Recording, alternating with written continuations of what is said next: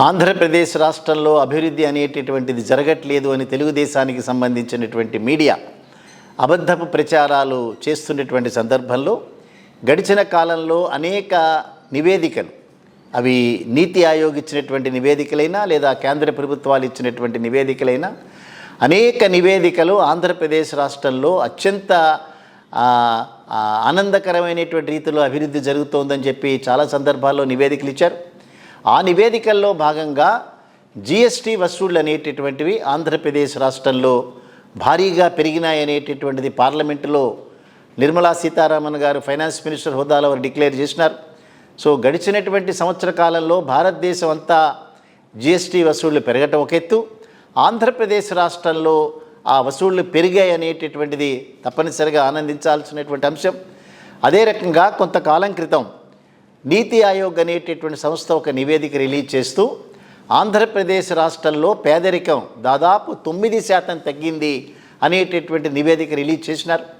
So వీటన్నిటి యొక్క సారాంశం కనుక మనం చూస్తే ఆంధ్రప్రదేశ్ రాష్ట్రంలో నిలకడగా అభివృద్ధి జరుగుతోంది.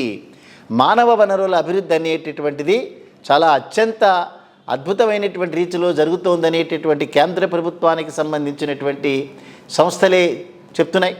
ఈ నేపథ్యంలో state bank of India research group అనేటటువంటిది ఈ మధ్యకాలంలో ఇచ్చినటువంటి ఒక నివేదికలో వారు చెప్పినటువంటి మాట, ఆంధ్రప్రదేశ్ రాష్ట్రం 18 లక్షల కొత్తగా ఐటీ రిటర్న్స్ పే చేసే వారి యొక్క సంఖ్య ఆంధ్రప్రదేశ్లో పెరిగిందనేటటువంటి నివేదిక ఇచ్చింది. సో గడిచినటువంటి సంవత్సర కాలంలో చూస్తే మహారాష్ట్ర కంటే, ఉత్తరప్రదేశ్ కంటే, అనేక రాష్ట్రాల కంటే ఆంధ్రప్రదేశ్ రాష్ట్రం నెంబర్ 1 రాష్ట్రంగా కొత్తగా ఐటీ రిటర్న్స్ సబ్మిట్ చేసిన వారి యొక్క సంఖ్య పెరిగింది అనేటటువంటిది state bank of India research group చెప్పింది. ఇవన్నీ కనుక మనం క్రోడీకరించి కనుక చూస్తే ఆంధ్రప్రదేశ్ రాష్ట్రంలో వైసీపీ ప్రభుత్వం అండర్టేక్ చేసినటువంటి ఈజ్ ఆఫ్ డూయింగ్ అనేటటువంటి ఒక మహత్తరమైనటువంటి కార్యక్రమం. సో అనేక రకాలైనటువంటి శాంక్షన్స్ ఏవైతే ఉంటాయో ఇవన్నీ కూడా ఒక విండో కిందకి తీసుకొని వచ్చి సత్వరమే వారికి సంబంధించినటువంటి అనుమతులు లభించేటట్టుగా చూడటం అనేటటువంటిది ఆంధ్రప్రదేశ్ రాష్ట్ర ప్రభుత్వం సాధించినటువంటి ప్రగతి. వారు గత సంవత్సర కాలం క్రితం కండక్ట్ చేసినటువంటి గ్లోబల్ సమ్మిట్లో ఈ ఆంధ్రప్రదేశ్ రాష్ట్రం పెట్టుబడులకు అనువుగా ఉంది అనేటటువంటి మాట ప్రభుత్వం చెప్పడం కాకుండా ఆ గ్లోబల్ సమ్మిట్లో పార్టిసిపేట్ చేసినటువంటి అనేక మంది పారిశ్రామికవేత్తలు చెప్పగానే చెప్పారు. సో ఆంధ్రప్రదేశ్ రాష్ట్రం దేశం మొత్తంలో కూడా పెట్టుబడులకు స్వర్గధామంగా ఉంది అనేటటువంటి మాట చెప్పిన తర్వాతనే అనేక మైక్రో, మ్యాక్రో, మధ్య తరహా, అదే రకంగా ఎంఎస్ఎంఈలు ఇవన్నీ కూడా వారికి సంబంధించినటువంటి పరిశ్రమలు స్థాపించటం అనేటటువంటిది గడిచినటువంటి కాలంలో చాలా పెద్ద ఎత్తులో జరిగినటువంటి వ్యవహారం. ఒక్కొక్క రాష్ట్రంలో, ఒక్కొక్క జిల్లాలో కనుక మనం చూస్తే అనేక పరిశ్రమలు రావటం అనేటటువంటిది ఈ సూచీకి అడ్డం పడుతోంది. పరిశ్రమల స్థాపన ఒక ఎత్తు, అదే రకంగా పేద మధ్యతరగతి యొక్క ఉద్యోగస్తులు కానీ, ప్రజలు కానీ వారి యొక్క జీవన ప్రమాణాలు పెరగటం అనేటటువంటిదే ఈ 18 లక్షల మంది ఐటీ రిటర్న్స్ ఫైల్ చేసిన వారి యొక్క సంఖ్య పెరగటం అనేటటువంటిది తప్పనిసరిగా ఇది అద్దం పడుతున్నది. ఒకసారి మనం స్టేట్ బ్యాంక్ ఆఫ్ ఇండియా ఇచ్చినటువంటి ఆ రీసెర్చ్ గ్రూప్ ఇచ్చినటువంటి వాక్యాలు కనుక మనం చూస్తే ఏపీ ప్రభుత్వం తీసుకుంటున్నటువంటి చర్యలతో పేద మధ్యతరగతి వర్గాల జీవన ప్రమాణాలు మెరుగుపడుతున్నాయి.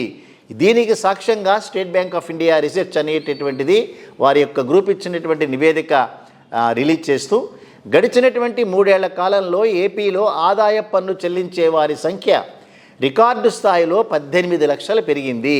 అంటే కొత్తగా ఆదాయ పన్ను చెల్లించేవారు ఇతర రాష్ట్రాలతో పోలిస్తే భారీ స్థాయిలో పెరిగినట్లుగా నివేదిక చెబుతోంది. మధ్యతరగతి, దిగువ మధ్యతరగతి ప్రజల ఆదాయం భారీగా పెరగటమే ఇందుకు కారణంగా స్టేట్ బ్యాంక్ ఆఫ్ ఇండియా చేసినటువంటి రీసెర్చ్ నివేదిక తెలుపుతోంది. 2023లో ఆదాయ పన్ను దాఖలు చేసినటువంటి రాష్ట్రాల్లో ఆంధ్రప్రదేశ్ మొట్టమొదటి రాష్ట్రంగా, మహారాష్ట్ర, ఉత్తరప్రదేశ్, గుజరాత్, రాజస్థాన్, పంజాబ్, పశ్చిమ బెంగాల్, మధ్యప్రదేశ్, తమిళనాడు, హర్యానా, కర్ణాటక రాష్ట్రాలు ఇవన్నీ కూడా తర్వాత భాగంలో నిలిచాయి. అగ్రభాగాన ఆంధ్రప్రదేశ్ రాష్ట్రం నిలిచింది అనేటటువంటిది ఆ నివేదిక ఇచ్చినటువంటి సారాంశం. మహారాష్ట్రలో కొత్తగా ఇన్కమ్ ట్యాక్స్ దాఖలు చేసిన వారి యొక్క సంఖ్య 13.9 లక్షలు కాగా, ఉత్తరప్రదేశ్లో 12.7 లక్షలు, గుజరాత్లో 8.8 లక్షల మంది కొత్తగా పన్ను చెల్లించే వారి యొక్క సంఖ్య పెరిగింది. ఇక తమిళనాడు, కేరళలో ఐటీఆర్ ఫైల్ చేసిన వారి సంఖ్య 3 నుంచి 4 లక్షలుగా ఉంటే ఒక్క ఆంధ్రప్రదేశ్ రాష్ట్రంలో మాత్రమే 18 లక్షల పెరుగుదల అనేటటువంటిది స్పష్టంగా కనిపించింది అనేటటువంటి నివేదిక ఇచ్చిన సారాంశం. ఇక ఆంధ్రప్రదేశ్లో గడిచినటువంటి 8 ఏళ్ల కాలంలో పన్ను చెల్లించే వారి యొక్క సంఖ్య 23 లక్షలు పెరిగింది. ముఖ్యంగా గత 3 సంవత్సరాల కాలంలో ప్రజల ఆదాయం భారీగా పెరగడమే దీనికి కారణమని నివేదిక చెప్తోంది.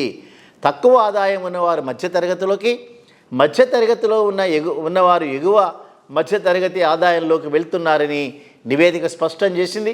ఓవరాల్గా కనుక మనం చూస్తే 2014 సంవత్సరంలో మధ్యతరగతి సరాసరి ఆదాయం 4.4 లక్షలు ఉండగా ఇది 2023 నాటికి 13 లక్షల వరకు పెరిగింది అనేటటువంటిది ఎస్బీఐ రిపోర్ట్ తెలిసింది. సో ఎంత తేడా కనిపిస్తోంది మనకి.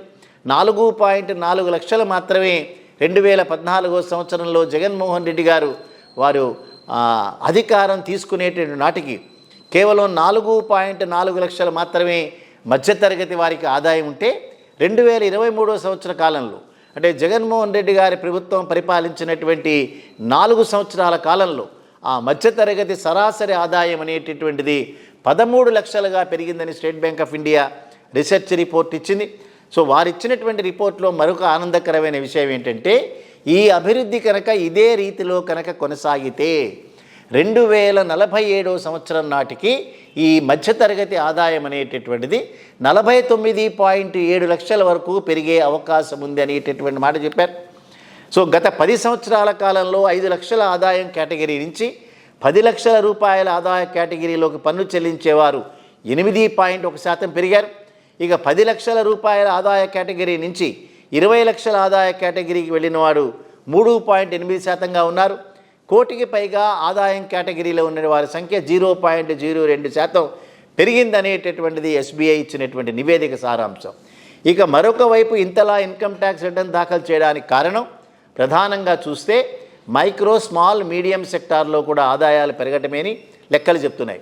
ఏపీలో కొత్త ప్రభుత్వం వచ్చిన తర్వాత రిజిస్టర్ అయినటువంటి ఎంఎస్ఎంఈల సంఖ్య 6.6 లక్షలుగా ఉంది. అంతేకాదు జీఎస్టీ చెల్లింపులకు సంబంధించిన రిజిస్ట్రేషన్ అయినటువంటి ఎంఎస్ఎంఈల సంఖ్య కూడా 4.1 లక్షలుగా ఉందనేటటువంటిది నివేదిక చెప్పినటువంటి సారాంశం. ఈ లెక్కలు చెబుతున్నది ఎవరో కాదు, ఎంఎస్ఎంఈలకు సంబంధించిన కేంద్ర ప్రభుత్వం నిర్వహిస్తున్న ఉదయం పోర్టల్ చెప్తున్నటువంటి లెక్కలు. సో ఈ రకంగా కనుక మనం చూస్తే ఏపీ ప్రభుత్వం 28 ఇండస్ట్రియల్ పార్కులను 1568 ఎకరాల్లో డెవలప్ చేయటమే కాకుండా కొత్తగా 2 లక్షల ఎంఎస్ఎంఈలను రిజిస్ట్రేషన్ చేసుకోవటం అనేది జరిగిందని స్టేట్ బ్యాంక్ ఆఫ్ ఇండియా ఇచ్చినటువంటి రిపోర్ట్. సో ఒక్కసారి కనుక మనం ఇవన్నీ కనుక చూస్తే ఆంధ్రప్రదేశ్ రాష్ట్రంలో మానవ వనరుల అభివృద్ధి పెరుగుతోంది. అదే రకంగా ప్రజల యొక్క ఆదాయం పెరగటం వలన జీఎస్టీ వసూళ్లు పెరిగాయి. అదే రకంగా ఇన్కమ్ ట్యాక్స్కి సంబంధించినటువంటి రిటర్న్స్ 18 లక్షల వరకు కూడా పెరిగిందనేటటువంటిది అంచనా. అదే రకంగా నీతి ఆయోగ్ ఇచ్చినటువంటి నివేదిక ప్రకారం పేదల సంఖ్య అంటే పేదరికం 9% తగ్గిందనేటటువంటి రిపోర్ట్ వచ్చింది.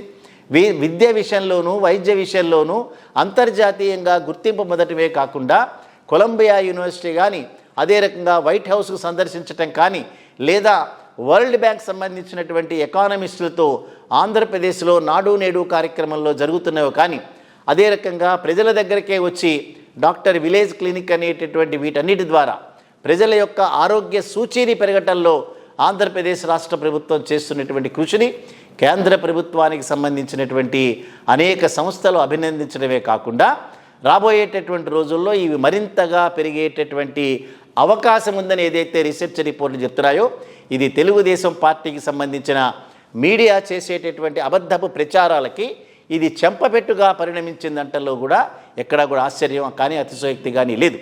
ఆంధ్రప్రదేశ్ ప్రజలందరూ కూడా గమనించాల్సినటువంటి విషయం, ఈ వైసీపీ ప్రభుత్వం మీద పనిగట్టుకుని ప్రతిపక్షాలు కానీ మరొకరు కానీ చేసేటటువంటి నిందల్లో ఏ రకమైనటువంటి వాస్తవం లేదు.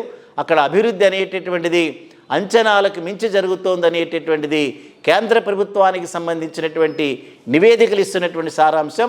ఆ రూపంలోనే తప్పనిసరిగా జగన్మోహన్ రెడ్డి గారిని వైసీపీ ప్రభుత్వాన్ని మనం అభినందించడమే కాకుండా రాబోయేటటువంటి రోజుల్లో ఇటువంటి ప్రభుత్వం మాత్రమే ప్రజల యొక్క ఆదాయాల్ని మరింతగా పెంచడానికి దోహదపడేటటువంటి ప్రభుత్వంగా ఆంధ్రప్రదేశ్ రాష్ట్రం అనేటటువంటిది భారతదేశంలోనే అగ్రభాగాన నిలబెట్టగలిగినటువంటి ప్రభుత్వంగా వైసీపీ ప్రభుత్వాన్ని గుర్తించాలని ప్రజలందరికీ కూడా మేము సలహా చెప్తున్నాం.